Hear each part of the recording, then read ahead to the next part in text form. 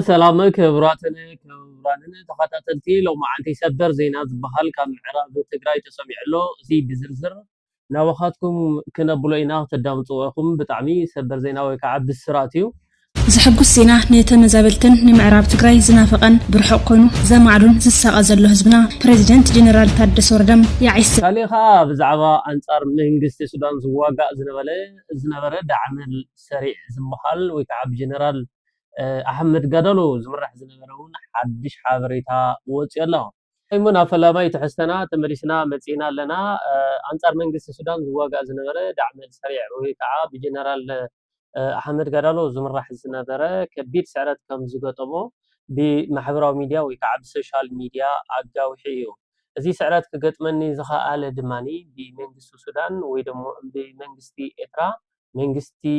ግብፅን ካልኦቱን ተሓዋዊሶሞ ከቢድ ስዕረት ዝበሃል ኣጋጢምን እዩ ኣብ ቀጻላይ ግን ኣጣናኺረ ክመጽእ ምዃኑ እዩ ሓቢሩ ዘሎ እዚ ድማኒ ኣንጻር መንግስቲ ሱዳን ዝዋጋእ ዝነበረ ብዝተፈላለዩ ኣካላት ድማኒ ዝሕገዝ ዝነበረ መሐመድ ጋዳሎ ብኤምሬት ዓረብና ብኻልኦት ብኽፋኑን ብኢትዮጵያ ዝሕገዝ ዝነበረ መሐመድ ጋዳሎ ሕዚ ከቢድ ስዕረት ገጢምዎ أفتي عودو خينات دماني استحوذ هاجرات مهلاون بسوشيال ميديا ويدموني نايكسيتا أوريبلو وشما يوم وشما كم زم كلتا ودبات حوحات نقدفن وشما يوم وشما خا نوشما خا زخون سبيتس نوشما أس وقعوا قبر اللي حدار قبر اللي تمرعين تيلاتو وقعوا يقبر لان حدار يقبر لان قدفني تيلات قاع أي قدفان نمتى حدا رأيتوانيو سلا زي أمنا كقد فقع يدلنيو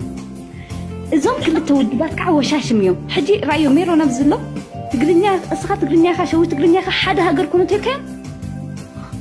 ميرو نيقبلون نمتى أبوتاتو نهاجر إريترا تسويهم يلو سلا زأمن نيبوتاتو سلا زدقت بإريترا سلا زأمن ميرو أي قبلونيو شويت من البات كتقبلو تخونيه ميرو نيقبلونيو حجي حدا كنا تلكيهم حدا يكونن يبلو أما تتأميلكم لما كتطفئكم تصمدين قبل تلكم يزاربونا سلازي ويو خوينو زلو بزقرنا أفريكا ويو نفتة بركاي ويو أي دسا يبلون نفتة قبركاي ويو خوينو زلو زو تقرين يتزاربيو أوكي أنا عفار قن عفار حدا كنا تلكنس ألا يفعل لي النمبر حدا مخاني أمنيه أم حراي ودها قريو قن عفار يقربني قدسي ورمو ودها قريو عفار زلو بجوكسي يقربني عفار أبدان كاريا زلو يقربني أنا زبل زلهو تصمدن من تاي زي تقبل كيو أنت لكم هي تصمدن زي تقبل كل مخنيات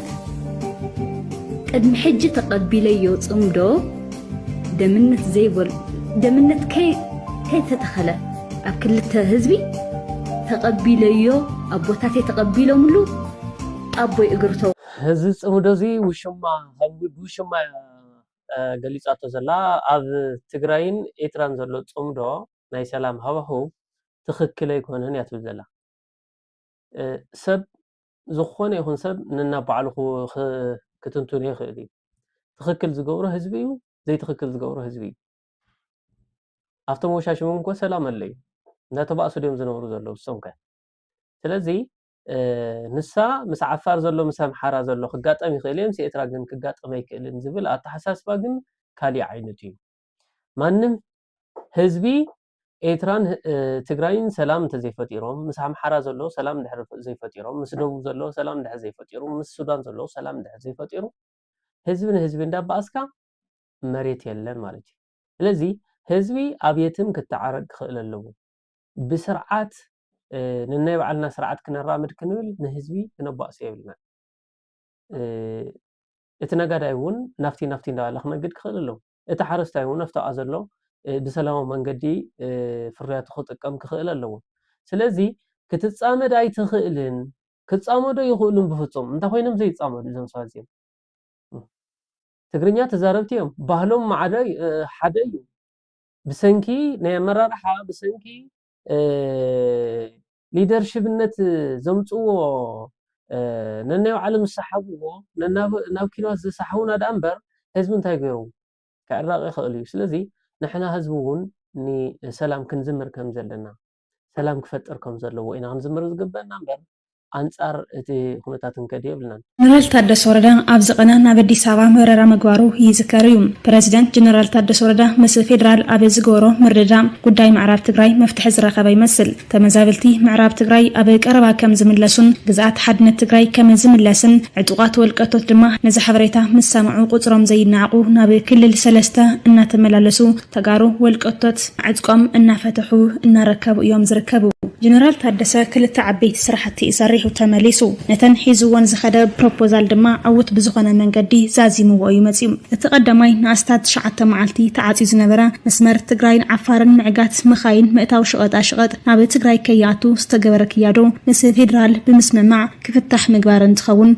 ተኻልኣይ ድማ ጉዳይ ምዕራብ ትግራይ ናብ መረበቱን ናብ ንቡር መንነቱን ዝተመዛበሉ ህዝቡን ክምለስ ፍሉይ ቆላሕታ ክወሃቦ ምስ ቀዳማይ ሚኒስተር ኢትዮጵያ አብይ አሕመድ ንውሕ ዝበሉ ሰዓታት ድሕሪ ምርድዳእ መፍትሒ ከም ዝተቐመጠሉ እዩ ተሓቢሩ ብወገን ጀነራል ታደሰ ወረዳ ዝቐረበ ፕሮፖዛል ቅድሚ ክረምቲ ዝተመዛበለ ህዝበይ ሒዘ ናብ ምዕራብ ትግራይ ከኣቶለኒ ንሕና ብውዕሊ ፕሪቶርያ መሰረት ዝተዋሃበና ኩሉ ፈፂምና ኢና ድሕሪ ዝተርፍ ጉዳይ ምፍፃምን መምላስን ተመዛበልቲ ህዝብና እዩ ብቁልጡፍ ክምለሱ ኣለዎም ድሕሪ ዲሞቢላይዜሽን ግዛኣት ሓድነትና ከም ዘረጋገጽ ኢና ዝተስማዕማዕና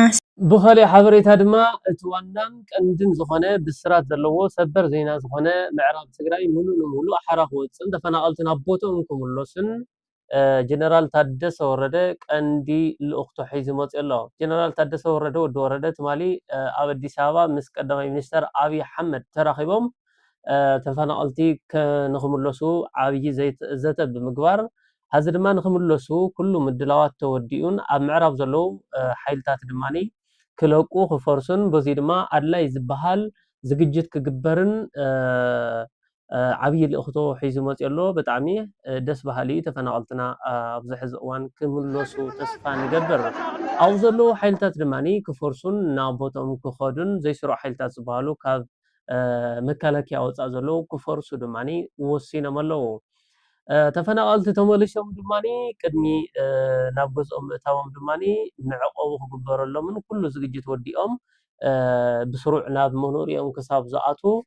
ከይዶም ግን ናብ ካምቢ ከም ዝኣትውን ኣነፂሮም ኣለው ኣምባሳደር ዲና ሙፍቲ ካብ ትግራይ ሒዝዎ ዘሎ ወይ ድማ ካብ ኢትዮጵያ ሒዝዎ ዘሎ ሓይሊ ኤርትራ ወይ ድማ ሻዕብያ ለቕዮ ክወፅእ ድማኒ ኣጠንቂቑ ኣሎ ኣምባሳደር ዲና ሙፍቲ ኣብ ዝሓለፈ ቅድሚ ኣብ ትግራይ ኩናት ምስራቱ 40 ሚልዮን ህዝቢ ኦሮሞ ኣለና ን5 ሚልዮን ብጣዕሚ ቀሊል ኢሉ ቅድም ዝተቸተ ብጣዕሚ ታሽሙ ሕዚ ብዛዕባ ትግራይ ኣተሓሳሲብዎ ካብ ትግራይ ክትወፅእ ኣለካ ዝብል መግለፂ ሂቡ ኣሎ 40 ሚልዮን 5 ሚልዮን ትባ 40 ሚልዮን 5 ሚልዮን ቀኒስና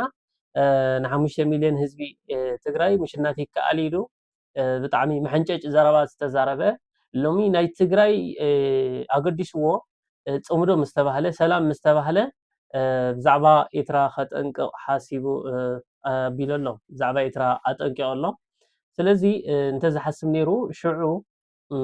ናይ ህዝቢ ኦሮሞ ሰሊፉ ናይ ህዝቢ ኣምሓራ ሰሊፉ ናይ ህዝቢ ኤርትራ ዘለ ሓይሊ ኣሰሊፉ እዚ ዘይበሃል ጀኖሳይድ ፈፂሙ ሕዚ ንትግራይ ተሓሊቑ ካብ ትግራይ ክወፅእ ምጥንቃቑ ብጣዕሚ መስሓቕ እዩ እናዚ ዘመልከተ ሓበሬታ ወፅኡ ኣሎ ብኻልእ ትሕዝቶታት ድማኒ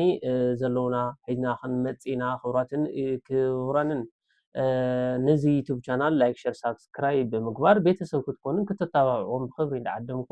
ምስ ዝነበሩና መደባት ነዚኦም መስሎ ነሮም ሰሰና እዩ